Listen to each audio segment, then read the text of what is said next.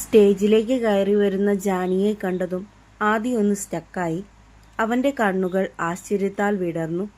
ഇതുവരെ ഇല്ലാത്തൊരു പ്രത്യേക ഭംഗി ഇന്നവൾക്കുണ്ടെന്ന് അവന് തോന്നി.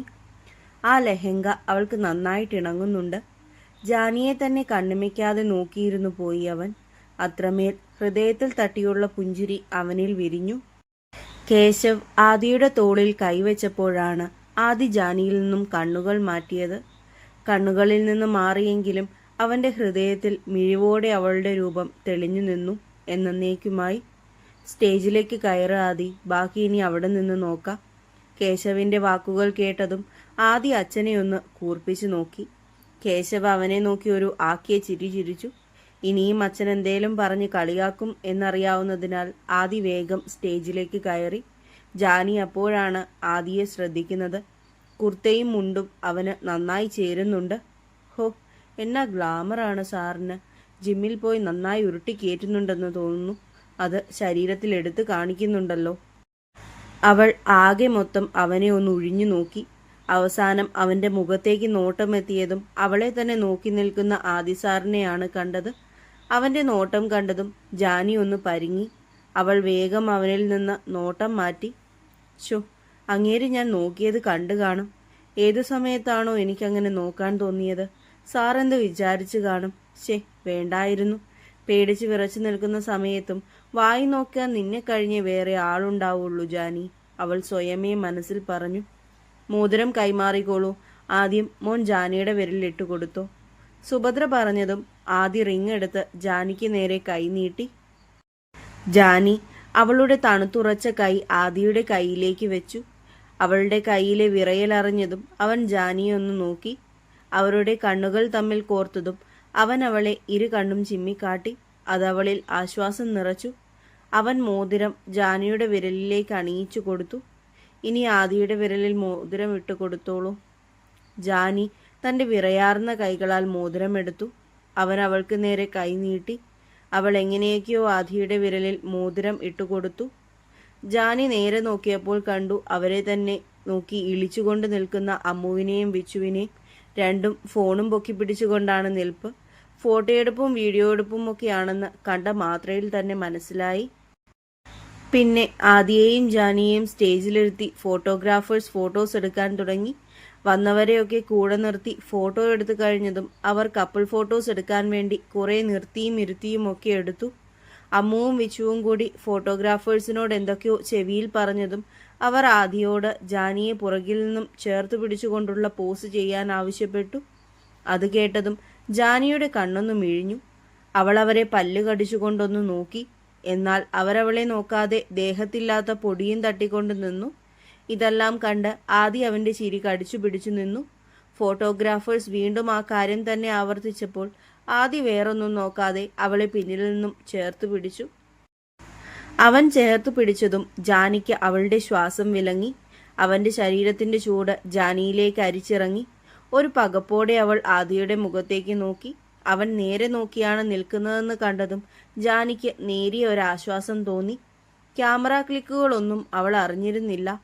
കുറച്ചു നിമിഷം കഴിഞ്ഞ് ആദിയുടെ കൈകൾ അവളുടെ ശരീരത്തിൽ നിന്ന് വേർപെടുത്തുന്നറിഞ്ഞപ്പോൾ മാത്രമാണ് ജാനി ചിന്തകളിൽ നിന്ന് പുറത്തേക്ക് വന്നത്. എന്നാൽ വിച്ചുവും അമ്മുവും ഇതൊക്കെ ആസ്വദിച്ച് അവരുടെ ഫോണിൽ പകർത്തിക്കൊണ്ടിരുന്നു. കുറച്ചു കഴിഞ്ഞതും മുത്തശ്ശി അവരെ ഫുഡ് കഴിക്കാനായി കൂട്ടിക്കൊണ്ടുപോയി. അപ്പോഴേക്കും ഒരുവിധം എല്ലാവരും ഫുഡൊക്കെ കഴിച്ചിരുന്നു. ആദിയുടെ അടുത്തായി ജാനിയും അവൾക്കടുത്തായി അമ്മുവും വിച്ചുവും എന്ന ക്രമത്തിലാണ് ഇരുന്നത്. എന്ത് ചേർച്ചയാണല്ലേ ആദി സാറിനെയും ജാനിയെയും കാണാൻ. ഫോണിലെടുത്ത ഫോട്ടോ നോക്കിക്കൊണ്ട് അമ്മു വിച്ചുവിനോട് പറഞ്ഞതും അവനും അത് ശരിവെച്ചു. ആടി, നീ പറഞ്ഞത് ശരിയാ. രണ്ടുപേരെയും കാണാൻ നല്ല ക്യൂട്ടാണ്. പിന്നെ ആദി സാറിന് പൊക്കം കൂടിയിട്ടാണോ അതോ നമ്മുടെ ജാനിക്ക് ഹൈറ്റ് കുറഞ്ഞിട്ടാണോ എന്നറിയില്ല. അവള് സാറിൻ്റെ അടുത്ത് നിൽക്കുമ്പോൾ ആകെ ഇത്തിരിയേ ഉള്ളൂ. അവർ രണ്ടും വാ പൊത്തി ചിരിച്ചു. ജാനിക്കാണേൽ ഭക്ഷണം തൊണ്ടയിൽ നിന്ന് കീഴ്പോട്ട് ഇറങ്ങുന്നും കൂടി ഇല്ലായിരുന്നു. ആദിയുടെ സാമീപ്യം അവളെ അത്രത്തോളം അഫക്റ്റ് ചെയ്യുന്നുണ്ടായിരുന്നു. കൂടാതെ അമ്മുവും വിച്ചുവും അവളെ മൈൻഡ് പോലും ചെയ്യാതെ എന്തൊക്കെയോ പിറുപിറുത്തുകൊണ്ട് ബിരിയാണി അടിച്ചു കയറ്റുന്നുണ്ട്. ഞാനിവിടെ ഇപ്പോൾ ചാകുമെന്ന് പറഞ്ഞിരിക്കുന്നത് ഇതുങ്ങൾ കാണുന്നില്ലേ? 2 കൊല്ലമായിട്ട് ബിരിയാണി കാണാത്ത പോലെയല്ലേ ഇരുന്ന് കേറ്റുന്നത്. ജാനിക്ക് രണ്ടിനിട്ടും ഓരോന്ന് മുട്ടുകൊടുക്കാൻ തോന്നിപ്പോയി. ജാൻവി കഴിക്കുന്നില്ലേ? ആദിയുടെ ശബ്ദം പെട്ടെന്ന് ചെവിക്കടുത്തു നിന്ന് കേട്ടതും അവളൊന്ന് ഞെട്ടിപ്പോയി. തൻ്റെ ചെവിക്കരികിലേക്ക് ചാഞ്ഞാണ് ഇരിക്കുന്നത്. അവൾ വേഗം ചുറ്റിനും നോക്കി. ദൈവമേ, ആരും കണ്ടു കാണല്ലേ. അവൻ അവളുടെ മുഖത്തേക്ക് തന്നെ ഉറ്റുനോക്കുന്നത് കണ്ടപ്പോഴാണ് ഓർത്തത് ആദി ചോദിച്ചിന് ഉത്തരം കൊടുത്തിട്ടില്ല എന്ന്. കഴിക്കാം. അവളൊന്ന് വിക്കിപ്പോയി. ഉള്ളിൽ കുമിഞ്ഞുകൂടിയ ജാള്യതയെ മറച്ചു വെച്ചുകൊണ്ട് അവൾ ഭക്ഷണം കഴിച്ചു തുടങ്ങി. ജാനി എങ്ങനെയൊക്കെയോ പകുതി മുക്കാലും കഴിച്ചു തീർത്തു. സൈഡിലേക്ക് നോക്കിയപ്പോൾ കണ്ടു കഴിച്ചു കഴിഞ്ഞിട്ടും തനിക്കായി കാത്തിരിക്കുന്നവനെ. അമ്മുവും വിച്ചുവും നേരത്തെ എഴുന്നേറ്റ് പോയിരുന്നു. കഴിഞ്ഞോ? അവൾ മൂളിക്കൊണ്ട് തലയാട്ടി. എന്നാൽ എണീക്കാം, കൈ കഴുകിയിട്ട് വരാം. 2 പേരും പോയി കൈയൊക്കെ കഴുകി വന്നു. അപ്പോഴേക്കും ഓരോ കുശലവും അന്വേഷിച്ചുകൊണ്ട് ബന്ധുക്കൾ അവർക്ക് ചുറ്റും കൂടി. അംബികയ്ക്കും കാർത്തികയ്ക്കും ജാനിയോട് കുത്തി പറയണമെന്നുണ്ടായിരുന്നെങ്കിലും ആദി കൂടെയുള്ളതിനാൽ അതിനും മുതിർന്നില്ല. പകരം രണ്ടും കൂടി ഭക്ഷണത്തെ കുറ്റം പറഞ്ഞുകൊണ്ട് നിന്നു. ആദി ജാനിയെ ഒറ്റയ്ക്ക് കിട്ടിയ സമയത്ത് അവൻ അവളുടെ കയ്യിലേക്ക് ഒരു കവർ വെച്ചു കൊടുത്തു. ജാനി അവനെ സംശയത്തോടെ നോക്കി. ഒരു ഫോണാണ്. എൻ്റെ കയ്യിൽ ഫോണുണ്ട്. എനിക്കിതൊന്നും അതെനിക്കറിയാം. It's just A gift for you. അച്ഛൻ്റെയും അമ്മയുടെയും എൻ്റെയും നമ്പർ ഓൾറെഡി ഞാൻ സേവ് ചെയ്തിട്ടുണ്ട്. അവളെ മുഴുവിപ്പിക്കാൻ സമ്മതിക്കാതെ അവൻ പറഞ്ഞു. ജാനി ഒന്ന് മൂളി. എന്നാൽ ഞാൻ ഇറങ്ങുവാണ്. അവൾ അവനെ ഒന്ന് തലയുയർത്തി നോക്കി. 2 പേരുടെയും കണ്ണുകൾ തമ്മിലിടഞ്ഞു. കുറച്ചു നേരം ഇരുവരും മൗനമായി. അവരുടെ കണ്ണുകൾ തമ്മിൽ കഥ പറഞ്ഞു. ഇരുവരുടെയും ഹൃദയങ്ങൾ തമ്മിലുള്ള അകലം കുറഞ്ഞു വരുന്നതായി തോന്നി. ആദിയാണ് ആദ്യം നോട്ടം മാറ്റിയത്. And one more thing. അവൾ എന്താണെന്ന ഭാവത്തിൽ ആദിയെ നോക്കി. You look beautiful.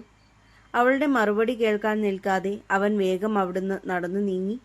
പിന്നെയും കുറച്ചു സമയം വേണ്ടി വന്നു ജാനിക്ക് അവൻ പറഞ്ഞത് ഗ്രഹിക്കാൻ. അവളുടെ കവിളിണകൾ അവൻ്റെ വാക്കിനാൽ ചുവന്നു. ജാനി അവൻ പോയ വഴിയെ തന്നെ നോക്കി നിന്നുപോയി. ഇറങ്ങാൻ നേരം മീനു ജാനിയെ കെട്ടിപ്പിടിച്ചു. അവളുടെ കവിളിൽ ഒരു ഉമ്മ കൊടുത്തു.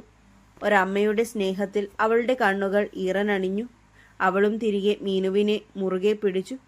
എല്ലാവരും യാത്ര പറഞ്ഞിറങ്ങി. വണ്ടിയിൽ കയറാൻ നേരം ആദ്യം അവളെ ഒന്ന് നോക്കി തലയാട്ടി.